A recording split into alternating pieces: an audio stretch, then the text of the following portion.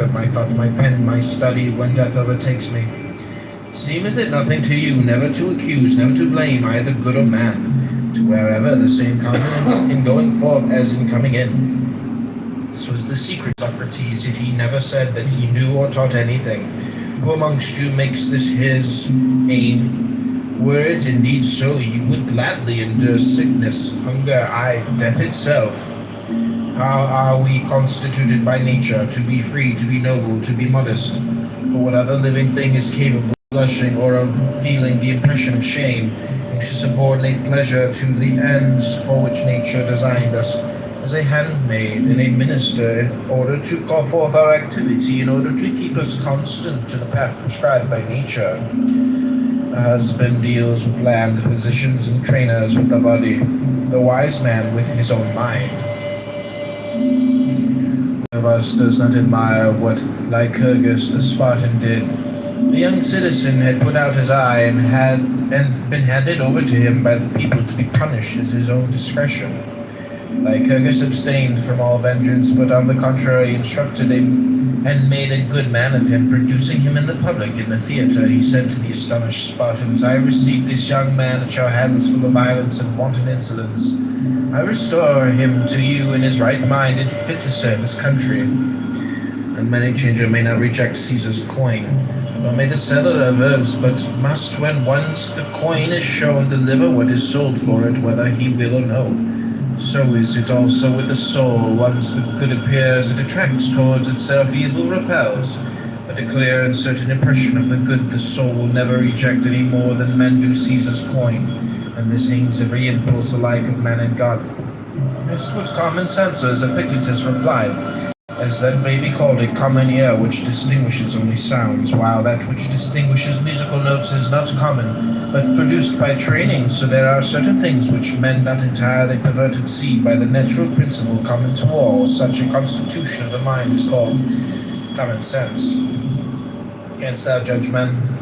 Then make us imitators of thyself, as Socrates did. Do this, do not do that, else will I cast thee into prison. This is not governing men like reasonable creatures. Say rather, as God hath ordained, so do, else thou wilt suffer chastisement and loss.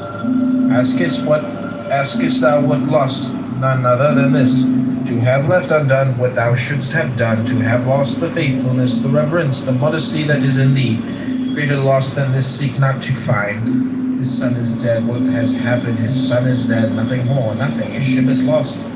What has happened? His ship is lost. He has been haled to prison. What has happened?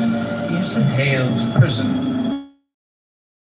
Things are misfortunes to him. He's an addition with everyone makes of his own, but you say God is unjust in this way. Why? For having given thee endurance and greatness of soul, for having made such things to be no evils, for placing happiness within thy reach even when enduring them, for opening unto thee a door when things make not for thy good. Depart, my friend, and find no fault. You are sailing to Rome, and you tell me to obtain the post of governor of Gnosis. You are not content to stay at home with the honors you had before. You want something on a larger scale and more conspicuous. But when did you ever undertake a voyage for the purpose of reviewing your own principles and getting rid of any of them that proved unsound? Whom did you ever visit for that object? What time did you ever set yourself for that? What age run over the times of your life by yourself if you are ashamed before me? Did you examine your principles when a boy? Did you not do everything just as you do now? Or when you were a stripling, attending the school of oratory and practicing the art yourself, what did you ever imagine you lacked?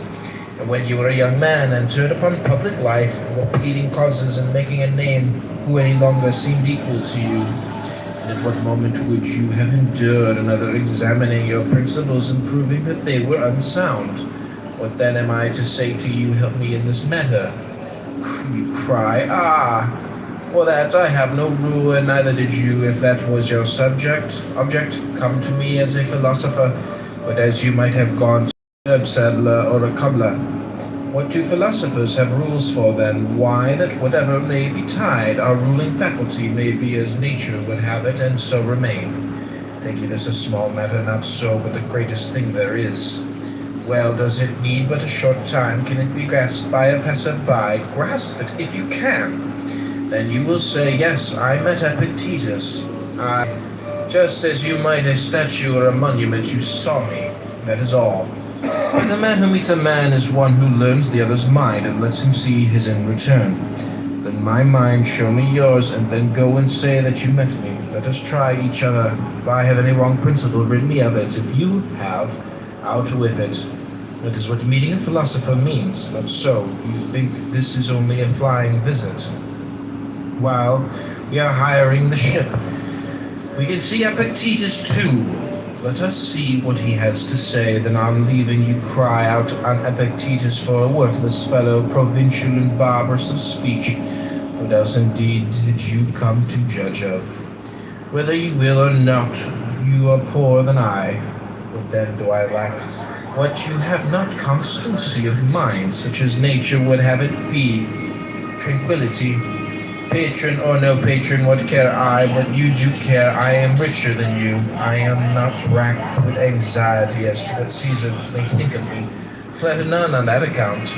This is what I have instead of vessels of gold and silver. Your vessels may be of gold, but your reason, your principles, your accepted views, your inclinations, your desires are of earthenware. To you all you have seemed small, to me all I have seems great. Your desire is insatiable, mine is satisfied. See children thrusting their hands into a narrow-necked jar and striving to pull out the nuts and figs it contains. They fill the land, they cannot pull it out again, and then they fall to tears, let go a few of them. And then you can draw out the rest. You too, let your desire go. Covet not many things, and you will obtain.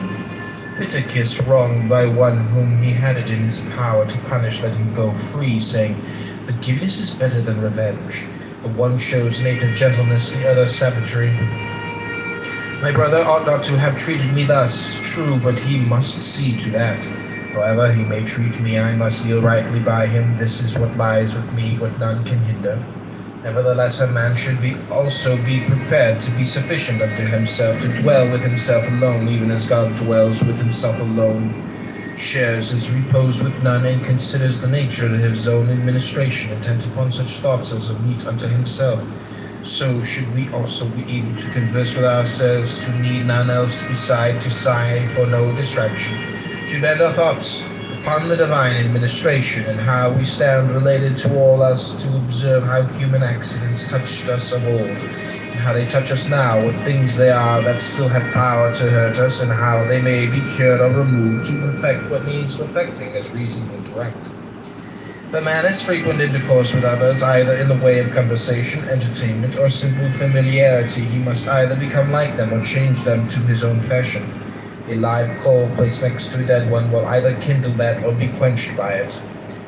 Such being the risk, it is well to be cautious in admitting intimacies of this sort, remembering that one cannot rub shoulders with a soot-stained man without sharing the soot oneself.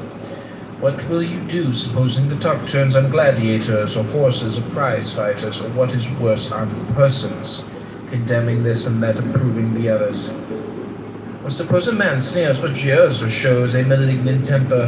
Has any among us the skill of the lute player, who knows at the first touch which strings are out of tune and sets the instrument right? Has any of you such a power as Socrates had in all his intercourse with men, of winning them over to his own convictions? Nay, but you must needs be swayed hither and thither by the uninstructed. How comes it then that they prove so much stronger than you? Because they speak from the fullness of the heart. Their low, corrupt views are their real convictions, whereas your fine sentiments are but from the lips outwards. That is why they are so nerveless and dead.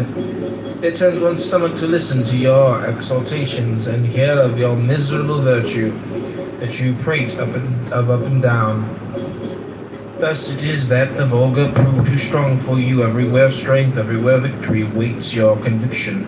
In general, any methods of discipline applied to the body which tend to modify its desires or repulsions are good for ascetic ends, but if done for display, they betray at once a man who keeps an eye on an outward show, who has an ulterior purpose and is looking for spectators to shout, "Oh, what a great man!"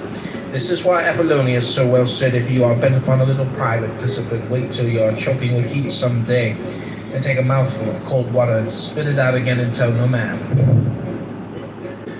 Study how to give as one that is sick, that thou mayest hereafter give as one that is whole. Fast, drink water, only abstain altogether from desire, that thou mayest hereafter conform thy desire to reason.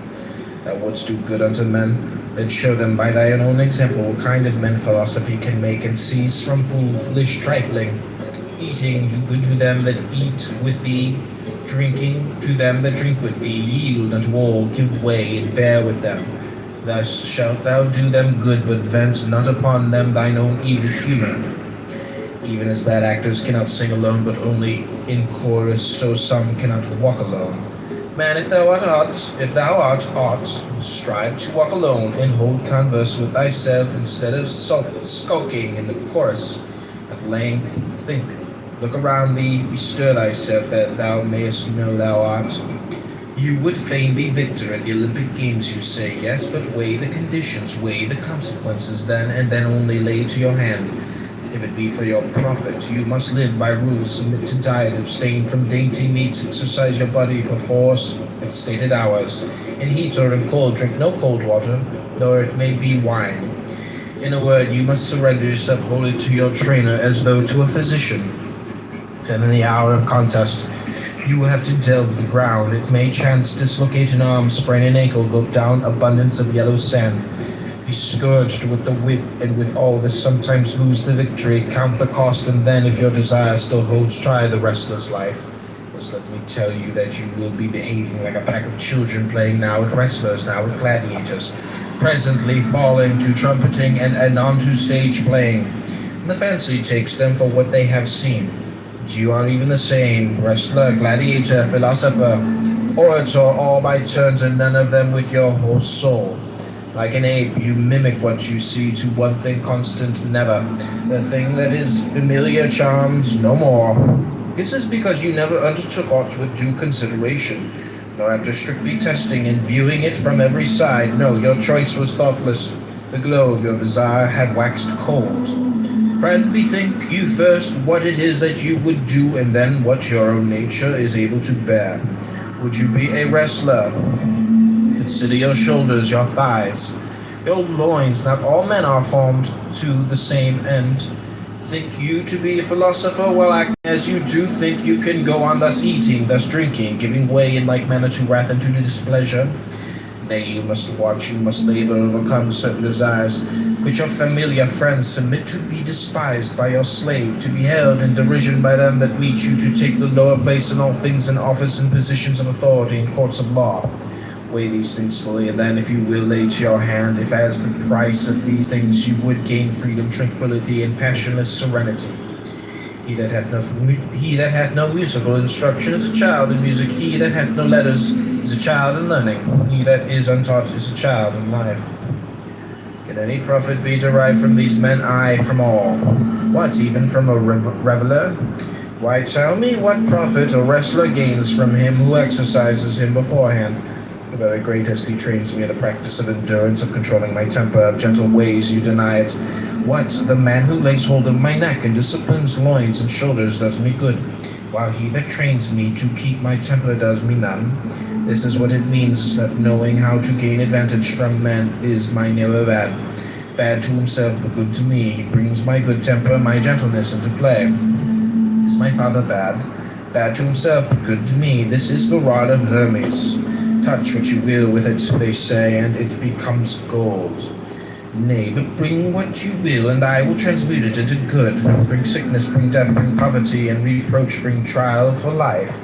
All these things through the rod of Hermes shall be turned to profit.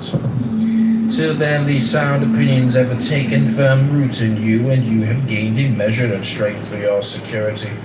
I counsel you to be cautious in associating with the uninstructed, else whatever impressions you receive upon the tablet